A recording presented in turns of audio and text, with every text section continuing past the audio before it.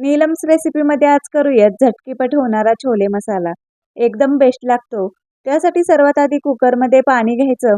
त्यामध्ये हे मी रात्रभर भिजवलेले छोले आहेत ते टाकायचे. त्यामध्येच काही खडे मसाले टाकायचे. थोडंसं मीठ टाकायचं. कुकरचं झाकण लावून याच्या 3 शिट्ट्या करून घ्यायच्या. छोले शिजायला टाकताना पाणी पहिलं गरम करून घ्या. मगच त्यात छोले टाका. म्हणजे ते पटकन शिजतील. तर असे हे छोले छान शिजले आहेत. कढईमध्ये भाजीसाठी आवश्यक आहे तेवढं तेल टाकून घ्यायचं. त्यामध्ये एक तेजपत्ता आणि थोडंसं जिरं टाकायचं. नंतर मी इथे 4 कांदे एकदम बारीक चिरून घेतले आहेत. ते टाकून चांगले परतून घ्यायचे. कांदा चांगला भाजला की यामध्ये 1 चमचा अद्रक लसूण पेस्ट टाकायची. 2 टोमॅटोची पेस्ट टाकायची आणि चांगली परतून घ्यायची.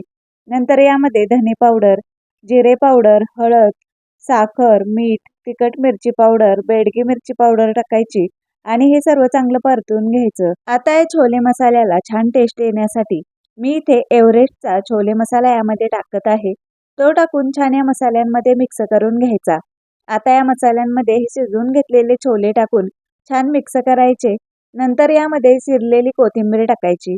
गरम करून घेतलेलं पाणी टाकायचं. फक्त 1 ते 1.5 वाटी पाणी यामध्ये टाकून घ्यायचं.